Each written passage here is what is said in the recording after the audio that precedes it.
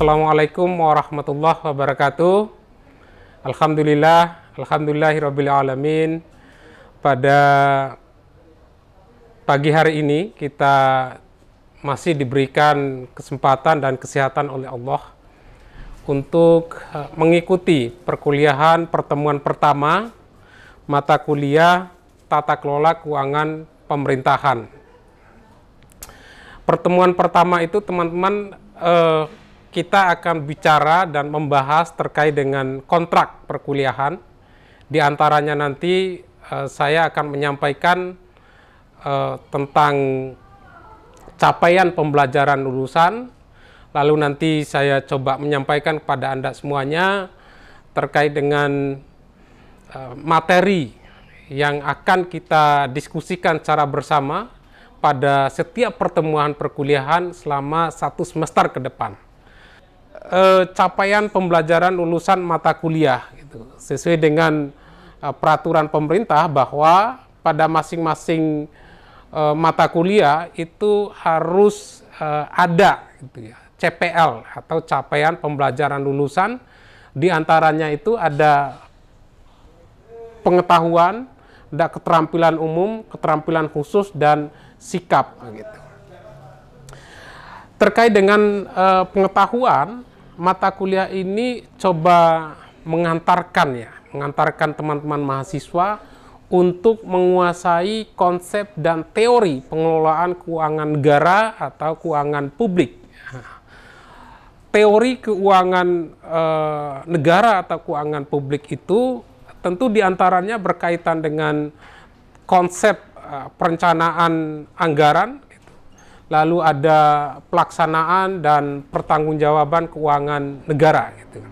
Yang kedua adalah keterampilan umum, di mana mahasiswa diharapkan mampu mengelola kebijakan anggaran publik secara profesional dan berkeadilan sesuai peraturan perundang-undangan yang berlaku. Kata kuncinya di keterampilan umum ini adalah profesional dan berkeadilan.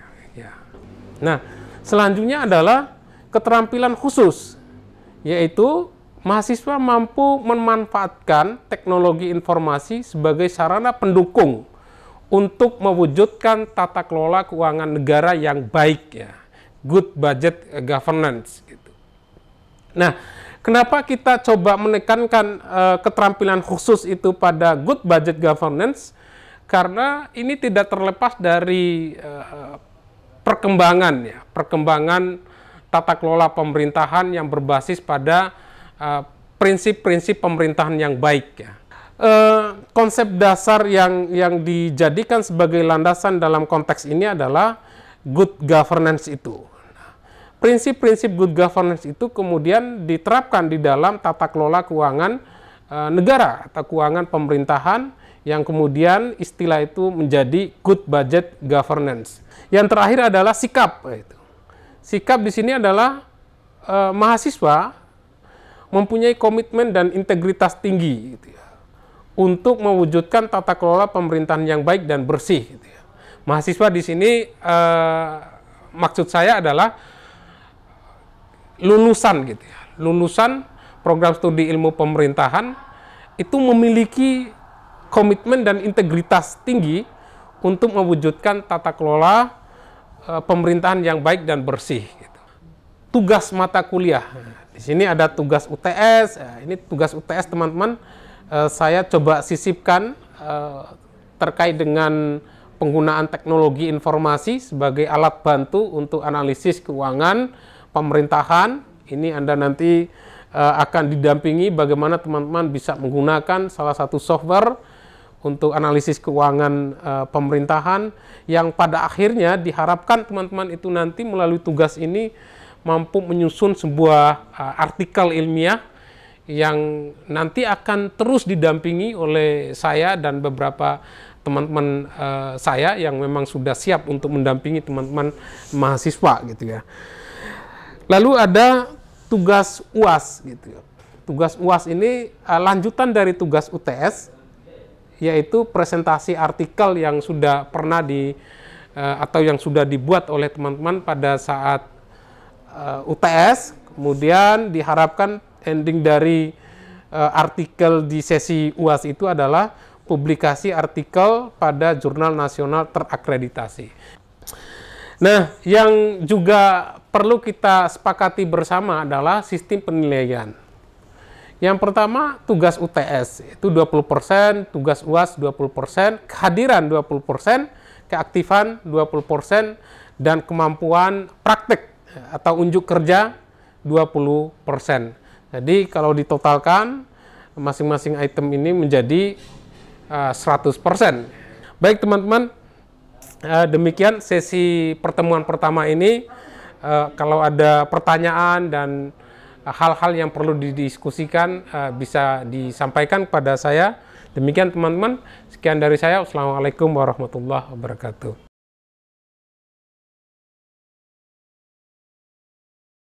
Baik teman-teman, bismillahirrahmanirrahim. Assalamualaikum warahmatullahi wabarakatuh. Kembali lagi saya mengucapkan terima kasih banyak pada teman-teman semuanya yang sudah hadir pada pertemuan perkuliahan ini. Pertemuan hari ini kita coba mendiskusikan secara bersama-sama terkait dengan konsep dasar keuangan publik dan sistem tata kelola keuangan pemerintahan. Ada banyak konsep dasar keuangan publik ya, yang didefinisikan oleh banyak ahli di bidang keuangan publik gitu, dalam Undang-Undang nomor 17 tahun 2003 ya, tentang anggaran negara gitu. Dalam undang-undang itu dijelaskan bahwa keuangan negara adalah semua hak dan kewajiban negara yang dapat dinilai dengan uang. Di dalam definisi ini ada dua konsep penting yang bisa kita diskusikan. Yang pertama adalah hak negara.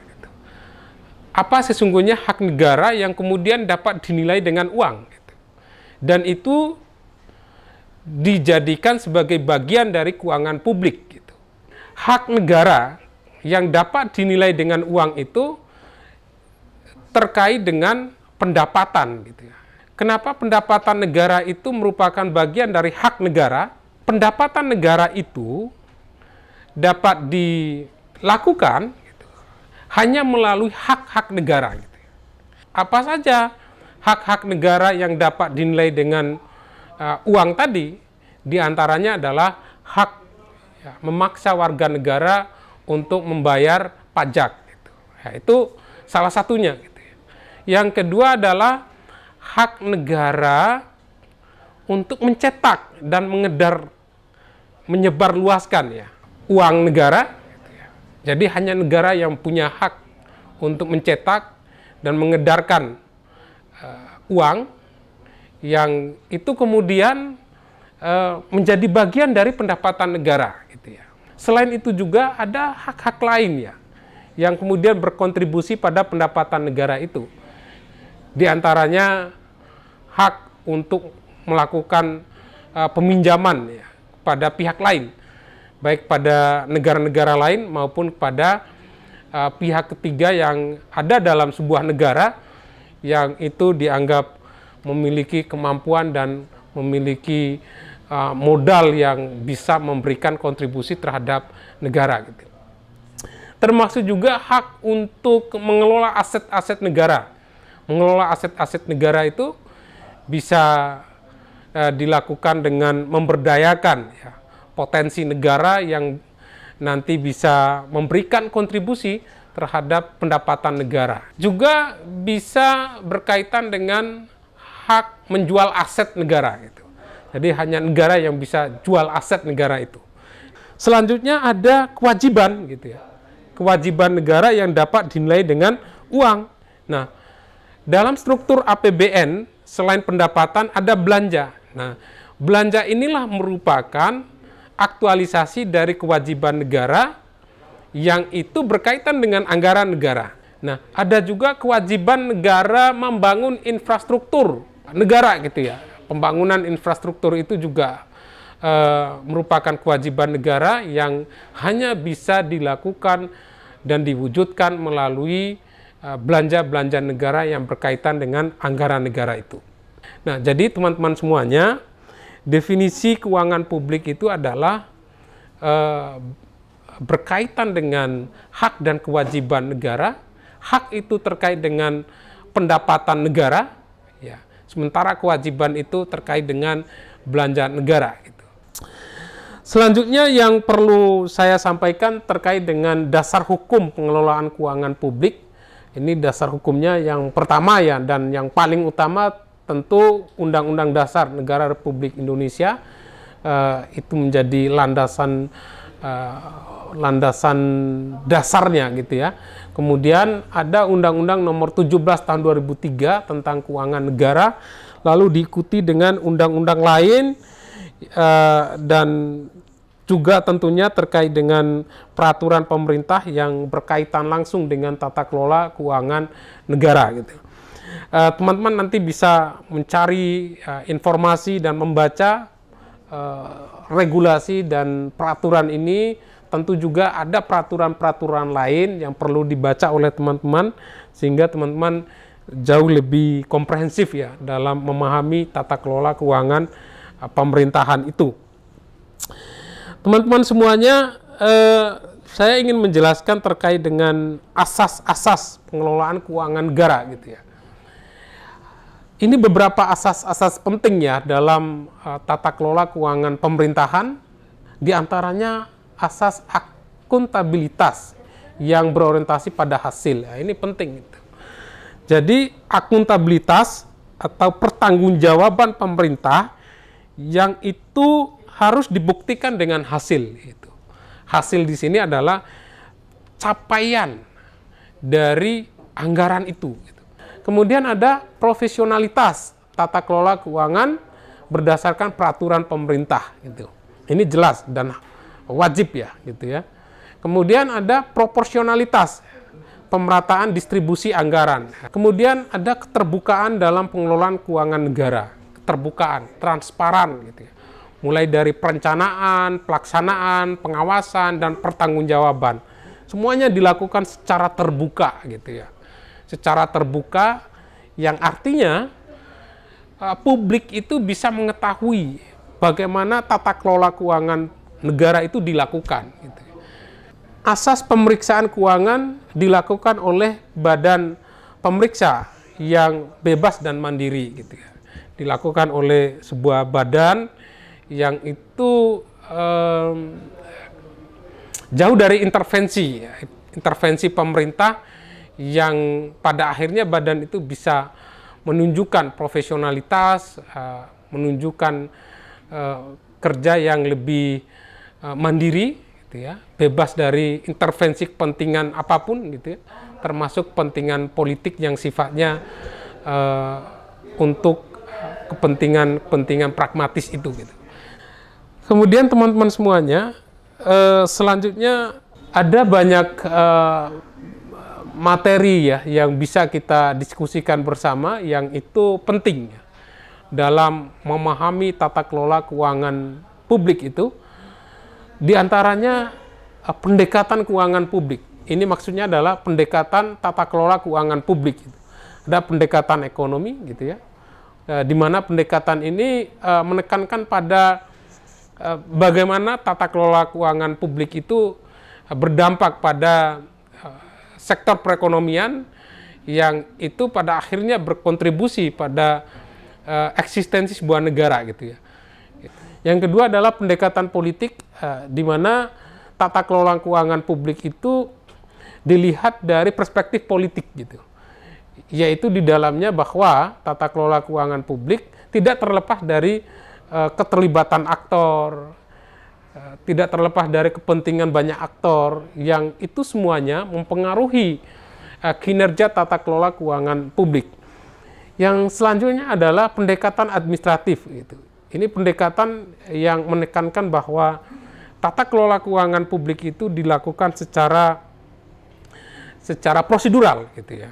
Secara prosedural yang berdasarkan regulasi pemerintah, dan kadang pendekatan administratif ini mengabaikan hasil dan outcome itu, gitu ya. Jadi tidak memperhatikan hasil, apalagi dampak dari hasil itu.